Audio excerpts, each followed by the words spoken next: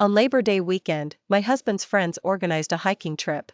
As we neared the summit, I suddenly experienced altitude sickness, leading to an asthma attack and difficulty breathing.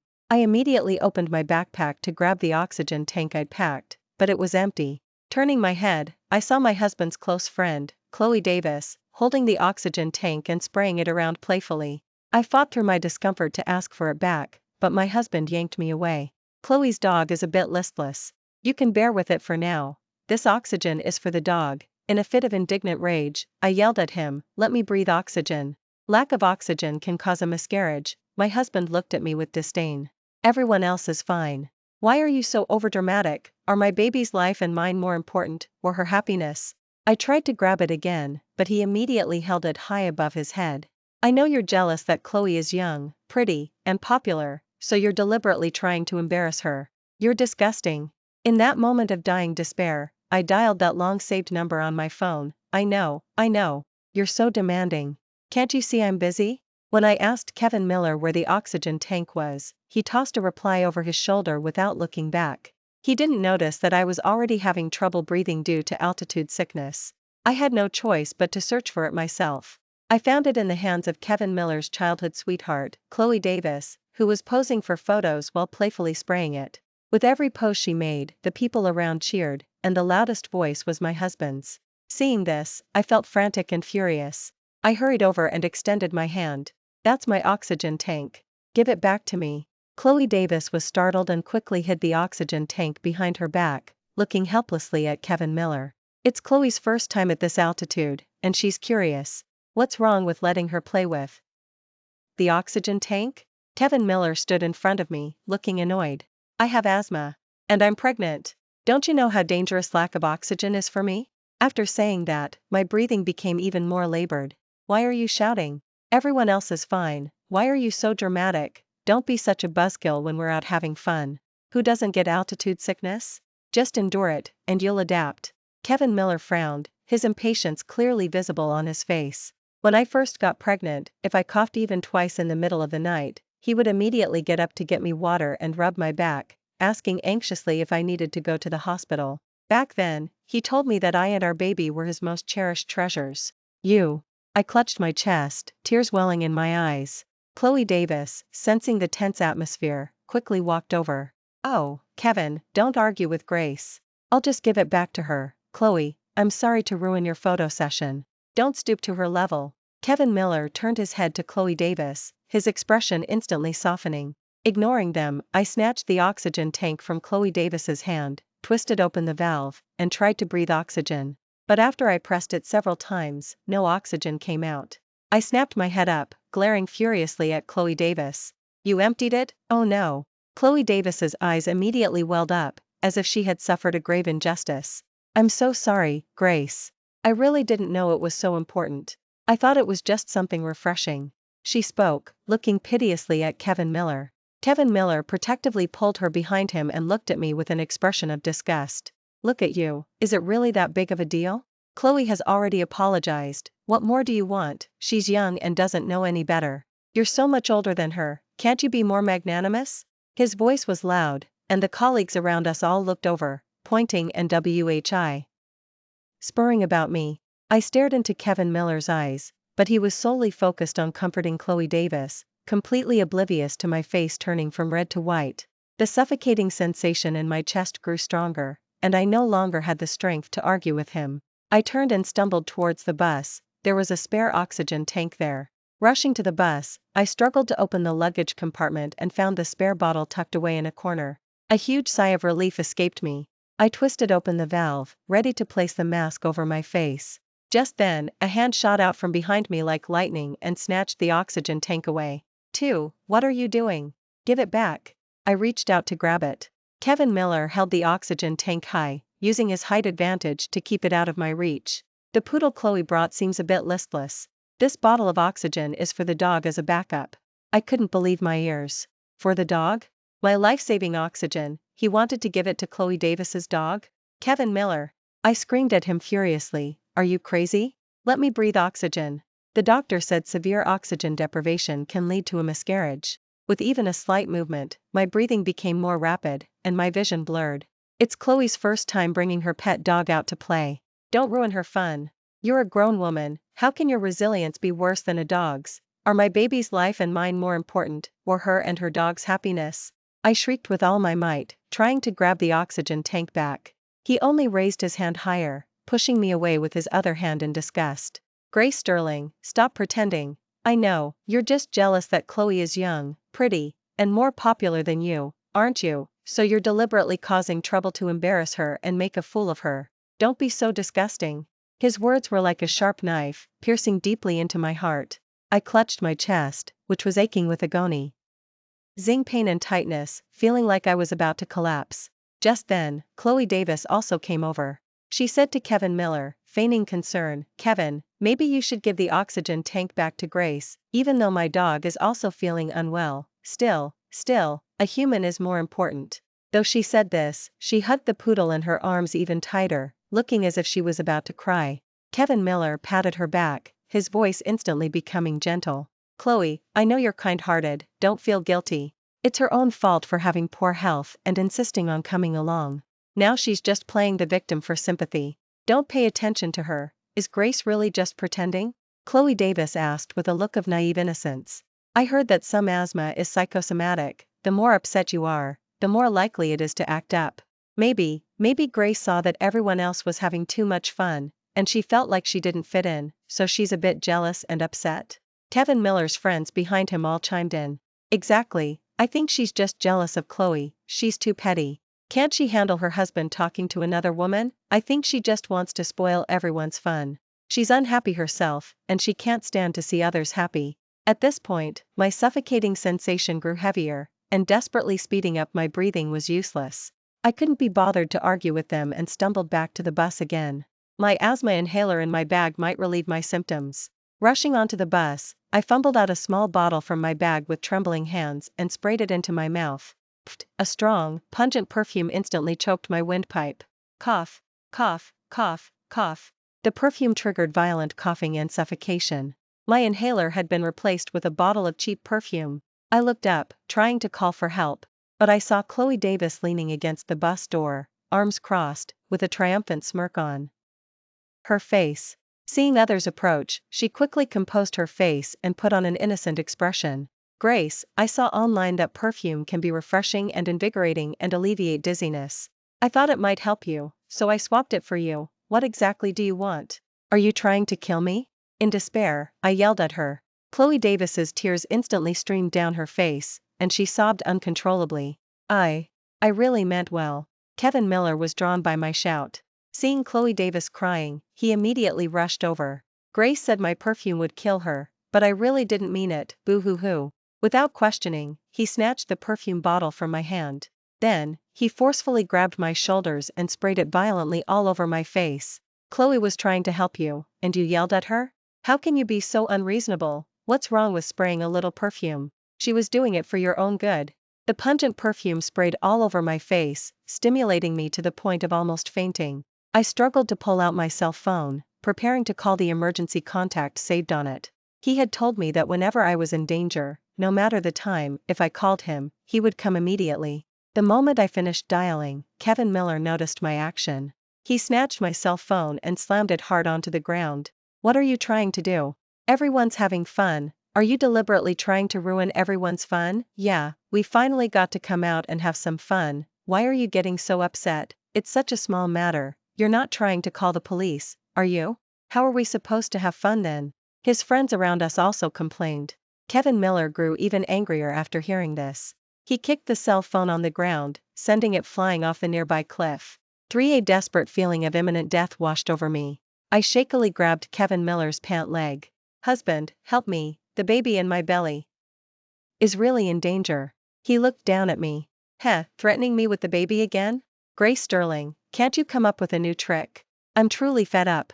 Khloe Davis said solemnly from the side. Grace, I saw online that when pregnant women experience altitude sickness and oxygen deprivation, it can actually strengthen the baby's cardiopulmonary function. You can just think of it as prenatal stimulation for the baby. Right, free prenatal stimulation. How great is that? Exactly. People nowadays are too spoiled rotten, weaponizing her pregnancy as if everyone has to accommodate her. His friends also joined in the jeering. The world in my eyes grew increasingly blurry, and darkness began to encroach. With great difficulty, I reached out to his friends who were watching, a faint voice escaping my lips, "Help me." In the crowd, a girl stepped forward and whispered, "Kevin Miller, how about you send Grace down the mountain first?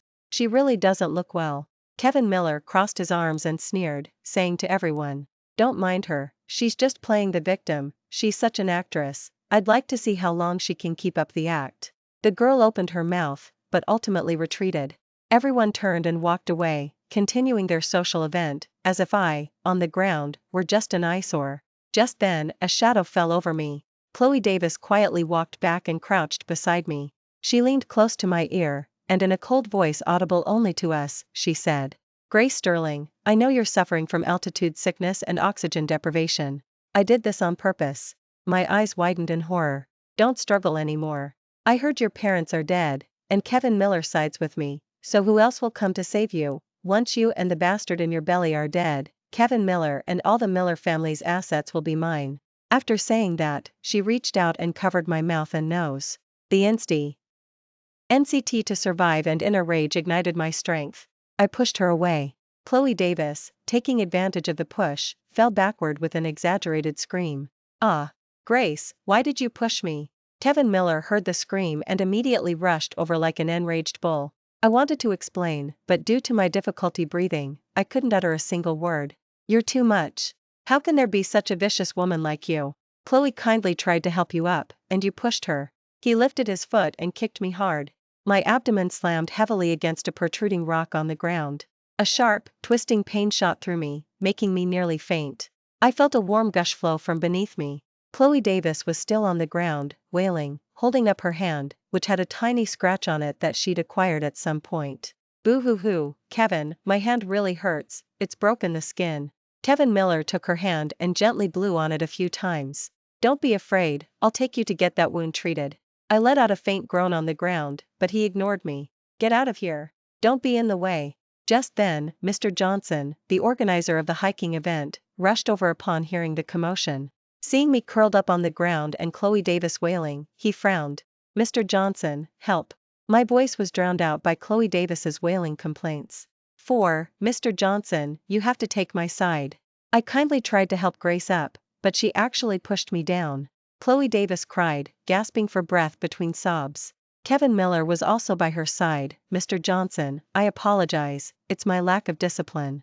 Grace Sterling is too much." Mr. Johnson frowned and spoke to me, still curled on the ground, in a condescending tone.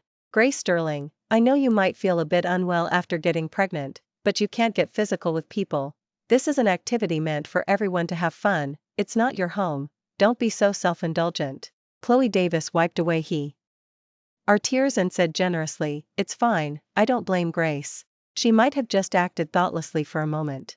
I'm willing to forgive her." Kevin Miller was touched by her understanding nature. He turned and roared at me. "Did you hear that? Khloe has forgiven you. Get up now and apologize to Khloe." I didn't have the strength to respond to him. "Still pretending? If you don't apologize today, I'm divorcing you when we get home." A guy, seeing my lack of response, picked up a half-empty bottle of water next to him and threw it directly at me. "She's really good at faking it. Kevin, you really need to rein her in when you get home. She's truly refusing to face reality, it's ridiculous." Kevin Miller scoffed. To de-escalate the situation quickly, Mr. Johnson cleared his throat and announced sternly, "Kevin Miller, you really need to discipline your wife when you get home. Don't let one woman ruin the bond we've shared for years as brothers. It would be best if, once you're back, you make her write a detailed apology and self-reflection no less than 10,000 words, film a video, and post it online for deep reflection." Amidst the accusations and pronouncements, I felt my life force rapidly draining away. In the chaos, my final will to survive erupted. I grabbed the pants leg of Mr. Johnson, who was closest to me. "Help me, I'll give you money, I'll give you $1 million, take me down the mountain." The crowd fell silent for a few seconds. Then, a louder burst of laughter erupted. "Ha ha ha ha. What did she say? $1 million? I think she's gone crazy from lack of oxygen, she's talking nonsense, still acting? Does she really think she's some rich young lady from a TV show? Kevin Miller, your wife is quite an actress. It's a shame she's not pursuing it." Kevin Miller felt utterly disgraced by me. He rushed over, grabbed my collar, and tried to drag me to the car. "Stop your nonsense." "Shut up." The collar tightened around my neck, and I couldn't even breathe. "Let it be. It would be better to die." Despair completely enveloped me. Suddenly, a furious roar echoed through the entire valley. "Who dares to lay a hand on my sister?" The sound brought everyone's laughter to an abrupt halt. Immediately after, a massive roar came from the sky not far away. Two dark green military helicopters approached from the distance, kicking up huge gusts of air as they circled above the crowd. Everyone was stunned by this sudden turn of events, looking up with wide eyes. The cabin doors opened, and several armed soldiers with chin guards rappelled down. Their movements were swift and efficient as they quickly secured the scene. Immediately after, a middle-aged man in a sharp military uniform, escorted by guards, swiftly descended the rope ladder. His face was stern, exuding an imposing presence without having to raise his voice. His powerful aura instantly left everyone present breathless. "Doctor!" Quickly, the man roared. The accompanying doctors and nurses immediately grabbed their first aid kits and rushed towards me, where I lay on the ground. A cold oxygen mask was placed over my face, and oxygen rushed into my lungs. On the brink of death, I finally regained a shred of consciousness. My brother, Alexander Sterling, strode forward. When he saw the glaring pool of blood beneath me and my paper-white face, he abruptly turned around, his gaze slowly sweeping over everyone present. "Who did this?" His voice wasn't loud, yet it felt as if the temperature of the entire valley plummeted to freezing point. Everyone was so terrified by his presence that they became silent as cicadas, their faces pale, not daring to utter a sound. Kevin Miller and Khloe Davis were ashen, frozen in place, their bodies trembling like sieves. Mr. Johnson, his legs weak with fear, struggled to compose himself and stammered out an explanation. Sir, this is a misunderstanding. Grace Sterling, she just fell accidentally." Alexander Sterling didn't listen to his nonsense, cutting him off directly, his voice ice-cold and piercing. "Do you know what happens to those who lie to me?" His gaze shifted to the blood on the ground, and he spoke each word distinctly. "The last person who lied to me ended up as fish bait in the Amazon." Mr. Johnson's legs buckled, and he almost collapsed to the ground. Seeing the situation turn dire, everyone quietly tried to sneak away to their cars. "Stop." The person behind Alexander Sterling stepped forward and showed credentials to Mr. Johnson. "We suspect a serious assault has occurred here. Now, no one is permitted to leave. Everyone, take them in for questioning." Kevin Miller, with a fawning expression, walked towards Alexander Sterling. "Brother. I'm your brother-in-law, Kevin Miller. Grace is truly something. She never told me she had such a handsome older brother." Alexander Sterling snorted coldly and kicked away the hand Kevin Miller reached out. "Don't try to claim kinship here. I've never acknowledged someone like you as my brother-in-law. If Grace hadn't been so stubborn back then, fighting with the family over you and running away from home, otherwise, someone of your caliber isn't even fit to tie my shoes." Khloe Davis was also stunned but quickly reacted. She cried, "Brother! It has nothing to do with me. I'm a victim too." Kevin Miller gave me the oxygen tank. Alexander Sterling didn't even spare her a glance. He immediately ordered, "Go find that cell phone. It should be at the bottom of the cliff." I installed a recording device on my sister's cell phone. "I want to see who's lying." Several soldiers immediately received the order and boarded the helicopter to begin the search. Before long, the cell phone that Kevin Miller had kicked off the cliff was found. The phone was shattered, and the accompanying technical personnel immediately began data extraction and recovery. On the stretcher, I slowly opened my eyes. My brother knelt beside the stretcher, extending his hand, thick with calluses from years of holding a gun, and tenderly wiped the cold sweat and tears from my face. His voice choked up, this tough man's eyes were alarmingly red. "Grace, hold on. Brother is here. Everything will be all right." I was weak, but my mind was clearer than ever before. I grasped my brother's hand, and with all my strength, raised a finger to point at Khloe Davis not far away. My voice was broken, but filled with hatred. It was her, she wanted to kill me, my baby. Alexander Sterling's fists clenched, knuckles cracking, veins bulging on the back of his hand. He took a deep breath and nodded to a guard. "Play it." The guard pressed the play button on the cell phone. My brother had given me this phone when I left home, fearing something bad might happen to me. It had a built-in, top-level military-grade high-fidelity recording device that would continuously record as long as the phone was on. An incredibly clear sound emanated from the cell phone. From my initial pleas for help due to lack of oxygen, to Kevin Miller's impatience. From Khloe Davis's gleeful laughter as she snatched my oxygen tank, to Kevin Miller's callousness as he took my spare oxygen tank for his dog. From my horror upon discovering my medication had been replaced with cheap perfume, to Kevin Miller's furious outburst as he sprayed the perfume directly onto my face. Everything was recreated with chilling clarity. Especially Khloe Davis's malicious whisper right next to my ear, "Grace Sterling, I know you're running out of oxygen, and I'm doing this on purpose. As long as you and the bastard in your belly die, Kevin Miller, and all of the Miller family's assets, will be mine." This sentence, amplified by the sound system, reached the ears of everyone present with crystal clarity. Everyone who had previously sided with them and mocked me, their faces, already pale, instantly turned beet red. Kevin Miller and Khloe Davis's lies crumbled under the ironclad evidence. Kevin Miller looked at Khloe Davis in disbelief. He probably never imagined that this girl, who appeared so gentle and kind in front of him, harbored such a venomous heart.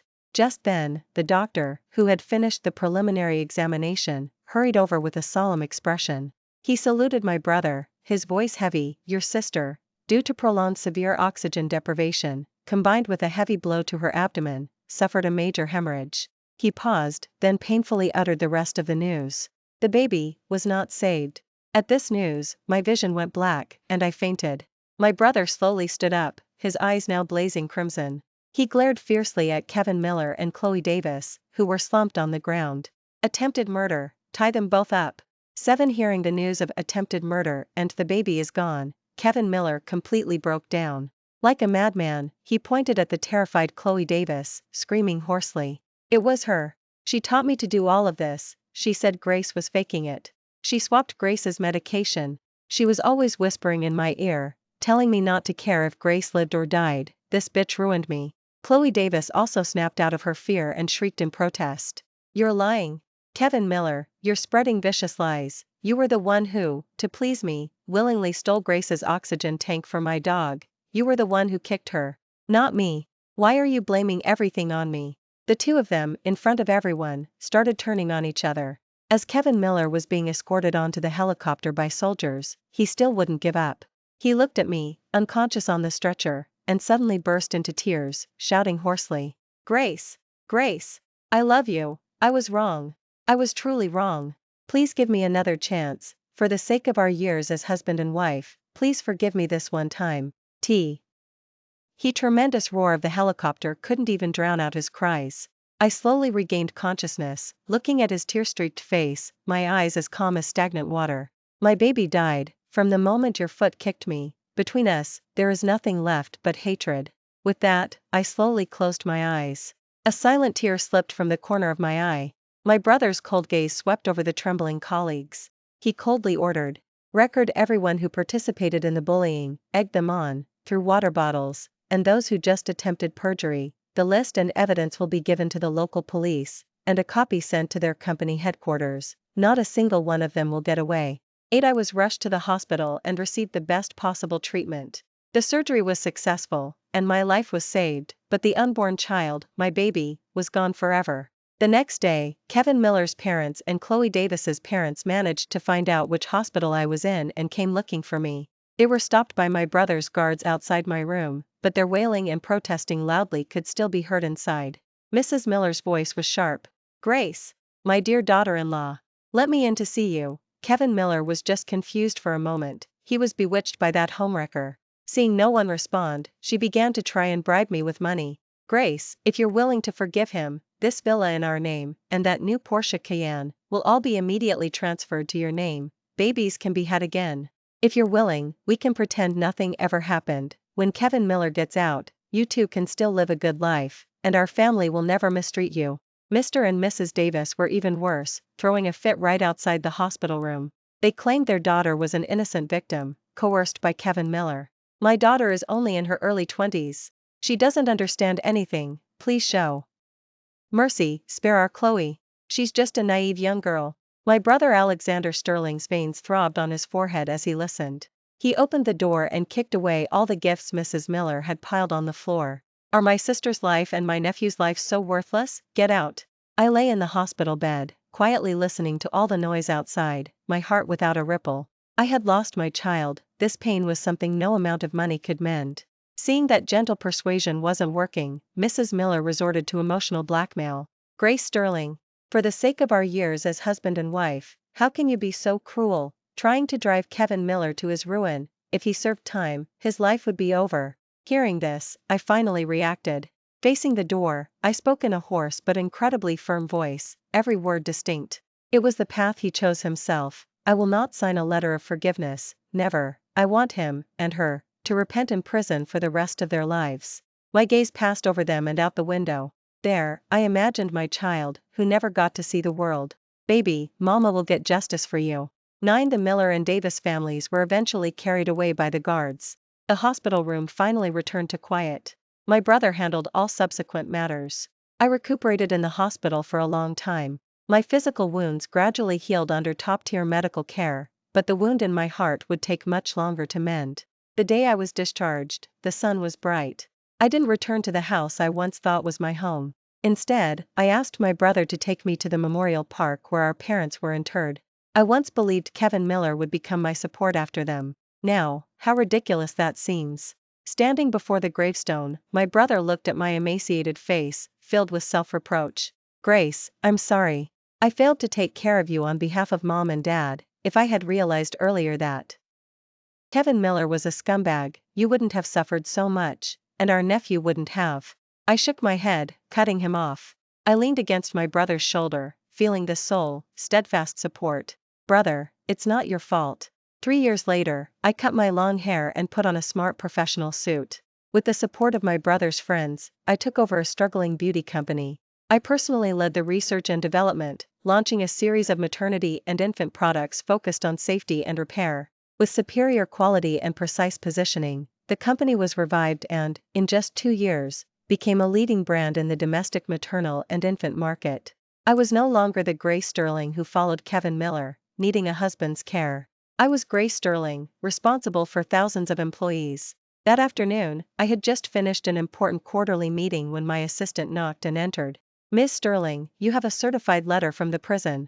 The assistant's expression was a bit strange. My heart gave a sudden jump, then quickly settled.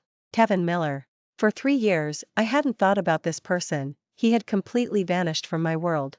I took the letter, and the familiar handwriting on the envelope made me feel a moment of disorientation. I opened the letter. On the paper was his confession.